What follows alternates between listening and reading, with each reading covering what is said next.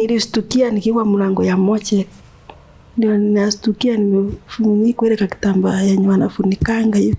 So wakati ulifika pale kwa mlango kulikuwa nilistuka sasa mimi nikaangalia nikakuja kama mwenye akonomo. Alafu huyu mwenye alikuwa ananisukuma akamwambia mtu ako sawa. Acha kufa.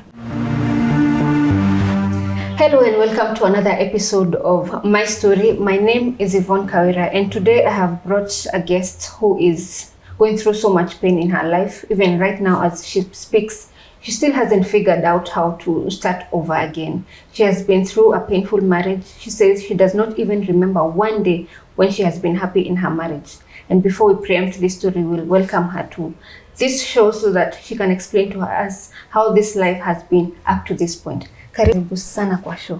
Kwa majina anaitwa Roselyn Kerubo. Tumesaliwa wawili kwa familia yetu. Na mama akakuja akafariki after niko na miaka 3, huyo mwingine akiwa na miaka 2 na miaka 2. Bila alifariki baba na akaoa mama wa kambo. Hiyo mama wa kambo hakuwa kijwari mzuri sana. Hiyo ni kawaida yao, watakange kuona watoto wengine. Ikafika wakati baba akaona itawezekana kukaa naye juu ya hizo vituko zake zenye alikuwa anafanya. Kama gani alikuwa akifanya? Alikuwa hata kupika chakula na tukurangi hiyo chakula. Mama anaweza ichukua changanya na mchanga tusikule hiyo chakula. Ndio maana alifanya. Sasa baba akatupeleka kwa shosho. Shosho naye alikuwa amezeeka sana, ana nguvu. Akatulea mpaka tukafika miaka, mimi nilikuwa 8, huyo mwingine alikuwa 7. Tukafika mahali tukaona hiyo maisha iwezekani. Tukarudi kwa papa tena. Baba akatupeleka shule. Lakini ile mateso yenye tuliona pale ni mengi. Lakini mimi chenye niliambia sister yangu, chamana tusome, at least mtu amalize 8 ama form 4. Tukaendelea hivyo, tukamaliza 8, tukaenda form 1. Papa akatoa pesa za kununua uniform za kuanzia form 1 na viatu. Yule mama akachukua zile pesa. Tukakaa karibu mwezi mzima, tamu ya kwanza ikaisha.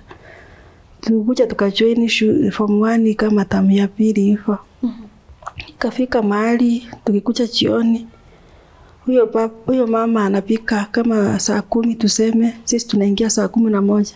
Akishapika ameshakula na watoto wake. Tukienda pale anatupea ile ndizi yenye ijakoma, kama unaijua yenye imekaeka hivyo. Hiyo ndizi ndiyo anatupea sisi tutengeneze tufanye nini? Tukule. Halafu uoshe vyombo, umewekewa mtungi hapo uchote maji. Ng'ombe pale unaenda kukatia hiyo nini nyasi. Ama maybe ameweka tena manguo hapo, kama Wednesday sana alikuwa anaweka manguo hapo tofue. Wakati wote mlikuwa mkijaribu kuambia baba yenu kwamba mnapitia mateso akiwa kama hayuko karibu? Papa alikuwa tulikuwa tunamwambia, lakini sasa anajaribu kututetea, hakuwa anaweza. Hiyo mama alikuja na msichana mwingine mkubwa. Hiyo msichana sasa yeye ndiye alikuwa anatumika kututesa. Sasa vile ilifika hapo tukaendelea, chenye niliambia sister niliambia tuendelee tu mpaka tumalize shule. Na papa naye alienda akipata pesa ya mshahara, alikuwa anafanya kwa kampuni ya ya sabuni. Anapata pesa, analipa school fee yote. Ikafika mahali yule mama anaenda sasa mpaka huko kwa kampuni anachukua zile pesa, sisi tunapaki hivyo. By the way, tulikaa na sister yangu hata nguo ya ndani hatuna. Bado tuko form 2, form 3. Papa akitupea pesa tununue hata nguo, huyo msichana wake anachukua zile nguo. Kama umepanga kwa kiti kesho naamka kufa, anachukua zile kama ni nguo zile za ndani, anajipangusia miguu, anatupa kwa choo. Ukinunua uniform kama ni mpya, kesho utaipata kama imelaluliwa. Unashindwa sasa utafanya nini? Tulishinda tu kuvaa hiyo nguo yenye imepigwa viraka. Lakini hatukufa moyo. Tuliendelea hivyo, baadaye tukaambia teacher, akatuelewa. Tulifika mahali hata chakula yenyewe ni shida. Nikaambia sister yangu hakuna shida. Tutakuwa tunakula kideri shule mpaka kesho tena kideri. Bora tusome.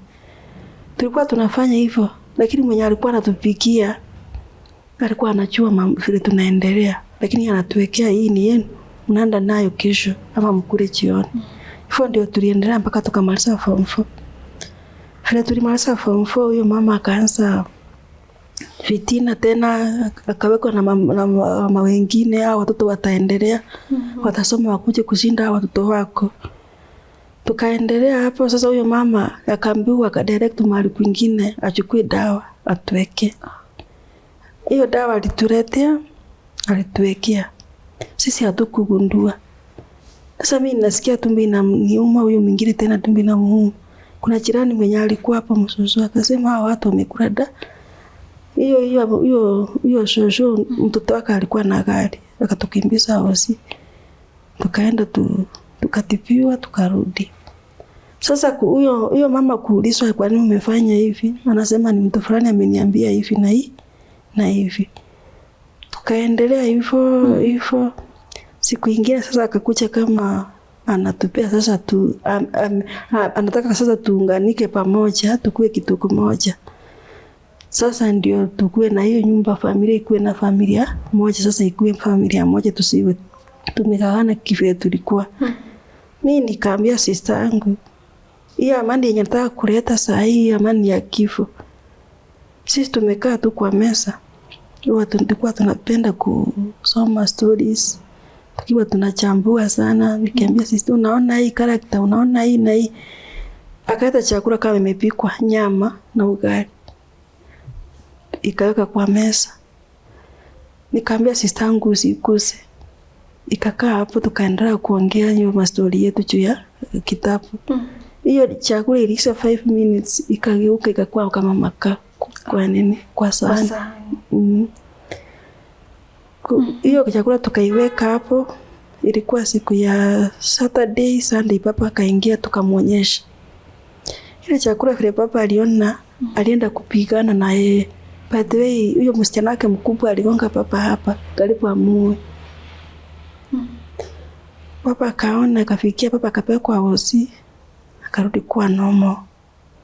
Papa akaona atakuja kuuliwa juu ya sisi sasa. Anko yangu akaamua atupeleke sisi tukae huko.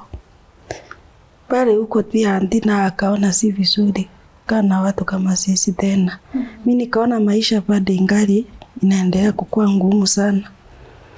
Kuna huyo mwalimu mwenye alikuwa amejua hizo mashida zetu zote. Alikuwa anataka kupeleka mmoja aende umaid, at least hiyo pesa yenye anamlipa ampeleka aende shule asomee hata kama ni walimu. Sasa hiyo mambo ya diploma kuendelea huko. Kaambia sister yangu je ni mdogo, wewe enda, sitakuacha huko. Wewe enda, at least utakuwa umesoma. Umepata kakitu. Mimi vile nilikuwa mkubwa nikasema cha nioreke sasa.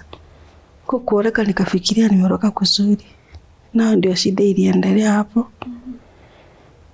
Vile niliolewa hivyo tukakuja Nairobi na yeye. Mtu ulimpatana naye wapi? Nilipata kwa shosho yangu, vile nilienda kwa shosho kumwangalia. Kwani kuangalia shosho na tukapatana na yeye hapo, na yeye alikuwa kwa shosho yake.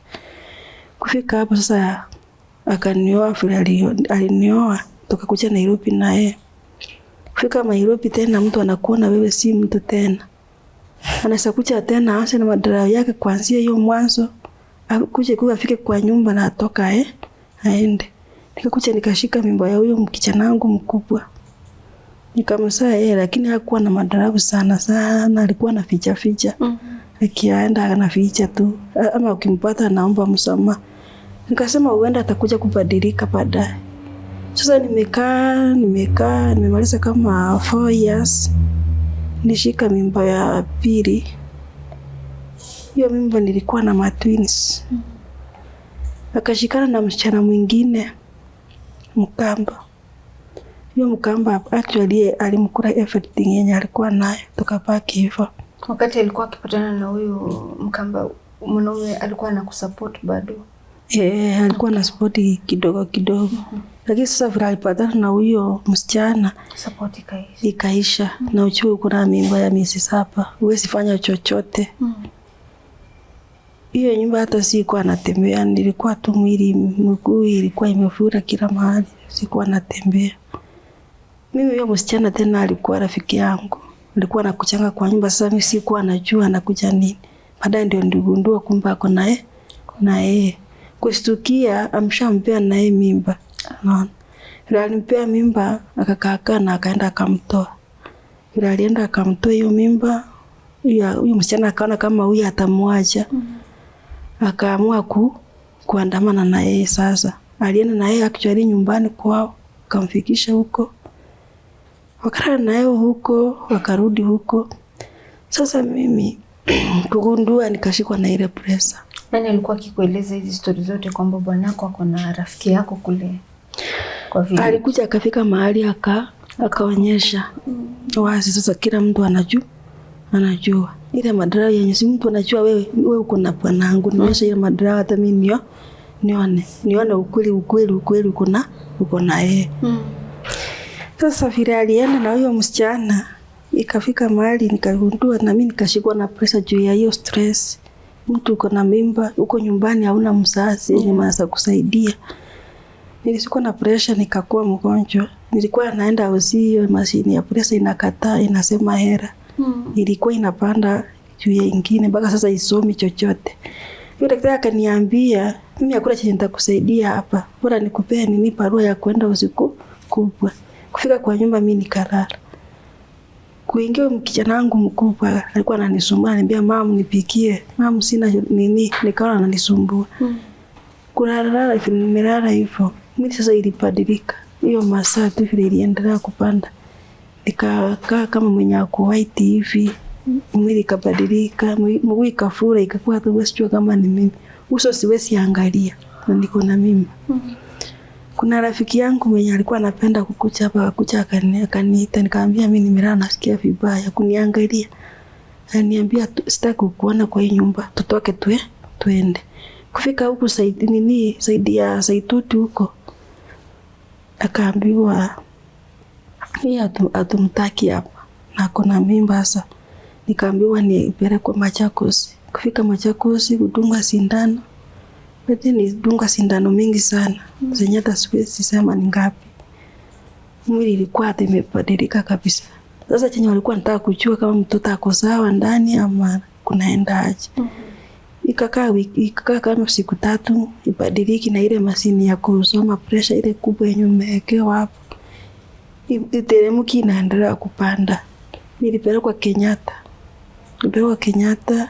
Sikufika. Nikaenda off. Nikaenda koma sasa tuseme hivyo. Nilishtukia wao wanasema ati huyu si amekufa. Nilikuwa nimeandika namba ya huyu mzee wangu. Akakampigia huko. Kamuuliza uko wapi? Baada ya kuna huyo msichana na ako Machakos na huyo msichana. Uko wapi? Hatie mimi niko mahali fulani. Si ukuje huku peana ID. Uyaweke wapi Moshe? Unajua chenye alisema aje? Aliambiwa madaktari hata akikufa makaburi ni mengi, apeleke kwao. Mimi simtaki, ama apelekwe Kajiado huko, makaburi ni mengi. Kama ni watoto nitasa. Hivyo ndiye aliongea. Daktari wakapaki wanashangaa hapo.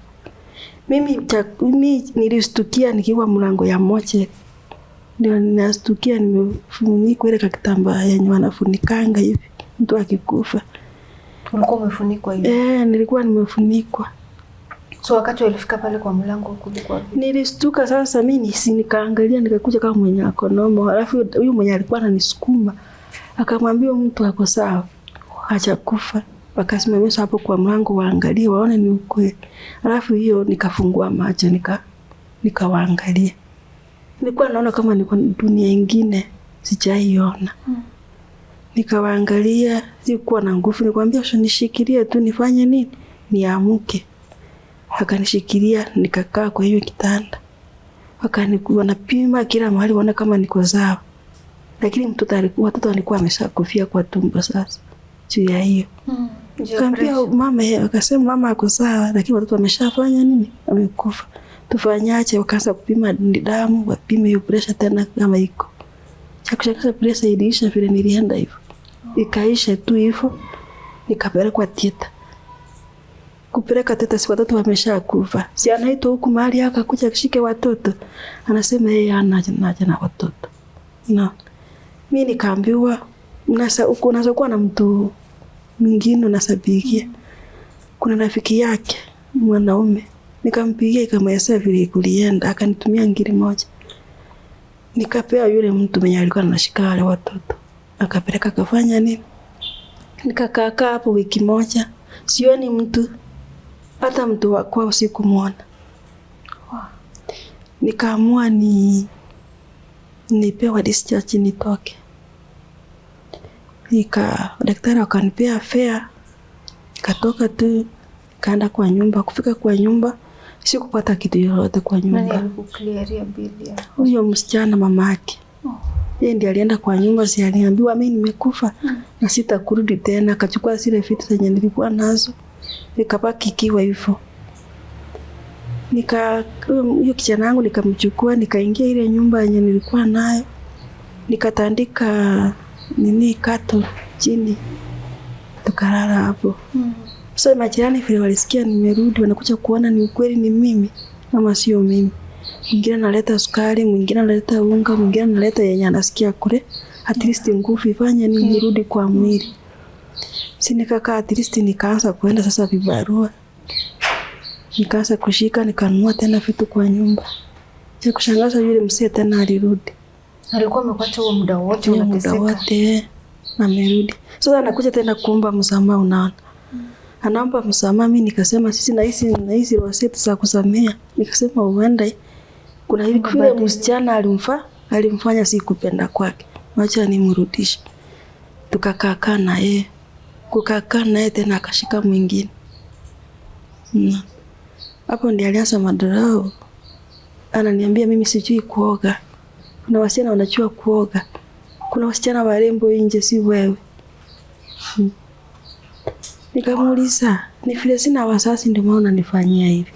Akaniambia njia ni kubwa. Unaenda kwa kaburi ya mama yako. Ana mama, unaenda huko ukalilie huko. Mama anaweza kuonea ama Mungu anaweza kuonea huruma. Akafika mahali akaniambia nitafute mzee mwingine, yeye ana shughuli na mimi. So kwa hivyo anamaanisha hata kubali. Hana shughuli na mimi. Sasa yeye si bwanangu tena. So ana shida ukienda na mtu mwingine. Yeye ana shida, ukiona akisema hivyo yeye ana shida. Mimi nikanyamaza, sikumrudishia. Ndani yangu nikachasia, nikasema Mungu wangu, mimi sitaki kuoleka mara mbili. So saidie huyu mwanaume wangu ajue tu chenye anafanya. Baadaye nililia, nikalia tu hapo. Nikalia. Nikakumbuka tena yale ya nyuma.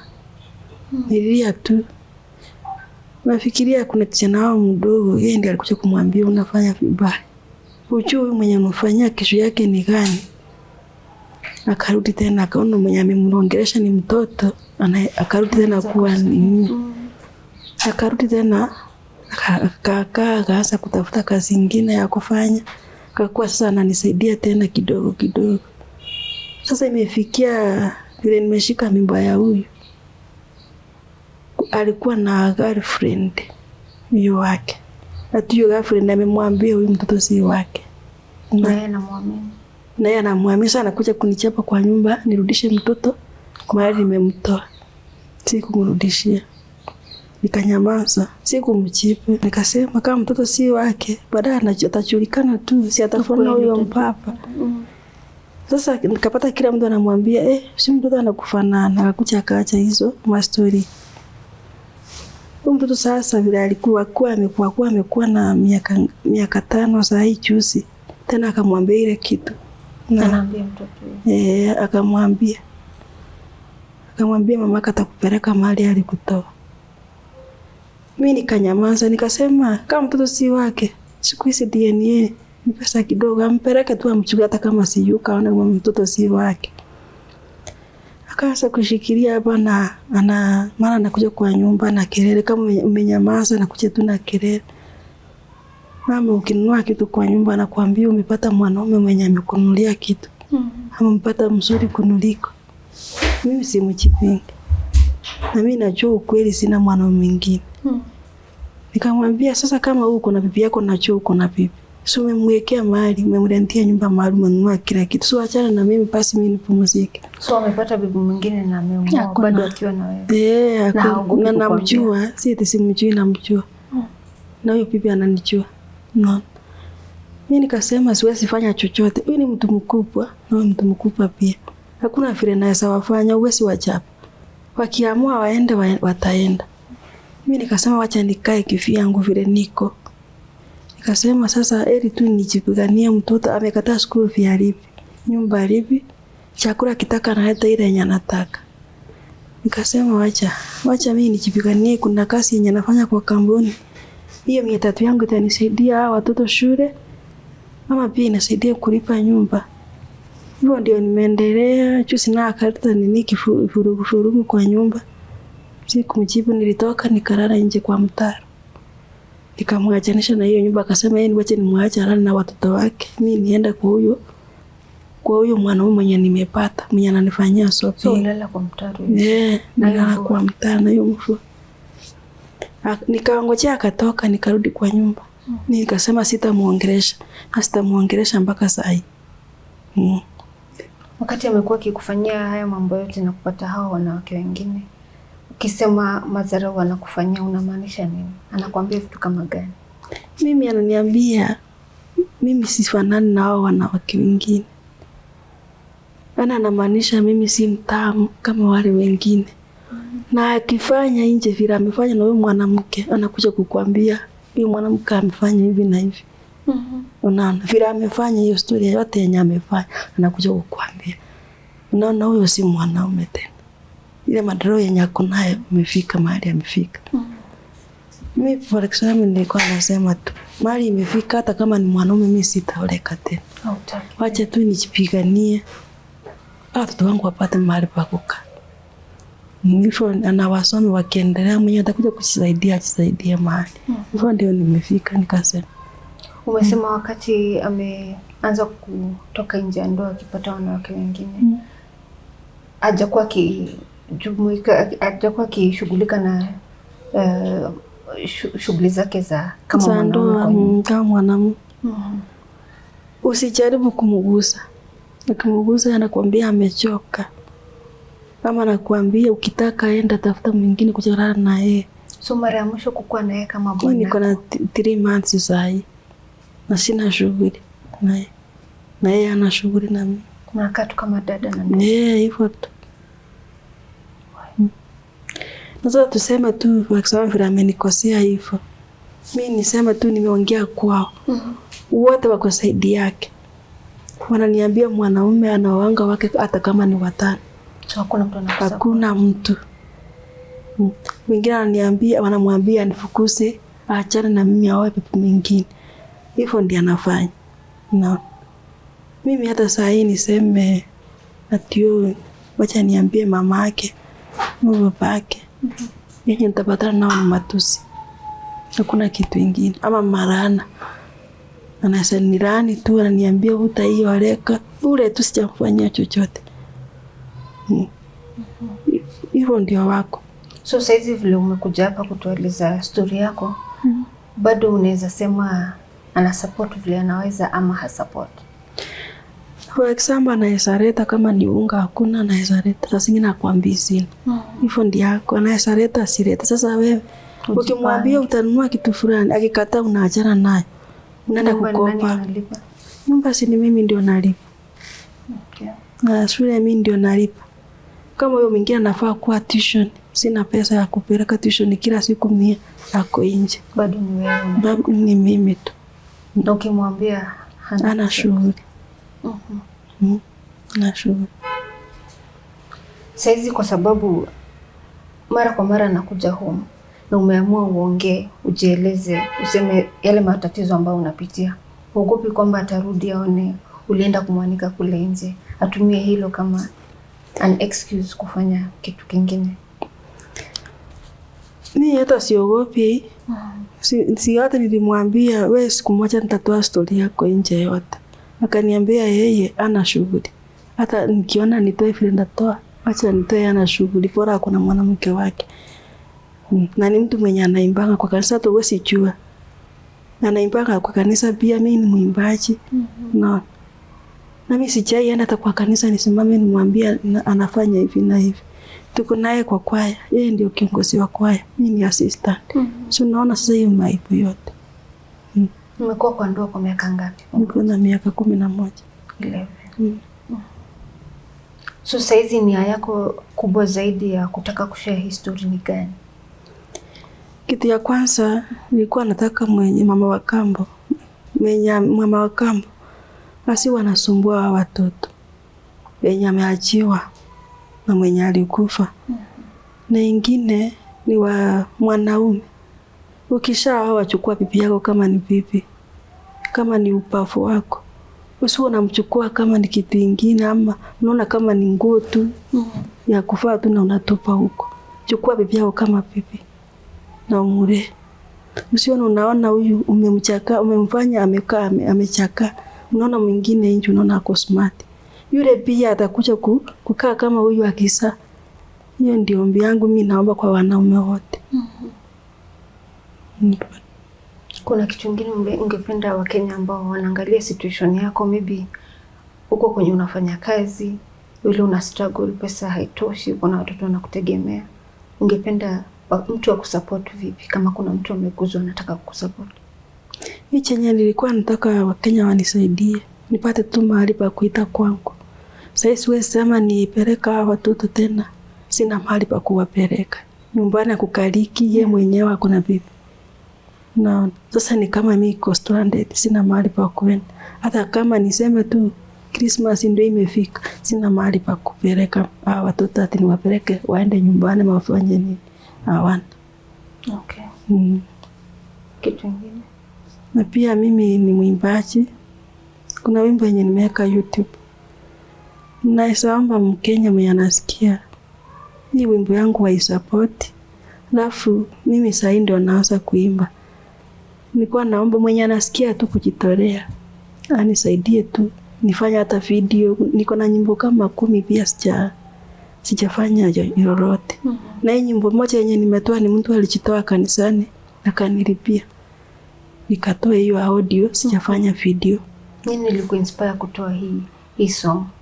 Why this particular song? Mimi huwa ni natoanga nyimbo kwa kwaya. Okay. Huwa kwa karibu na albamu 3.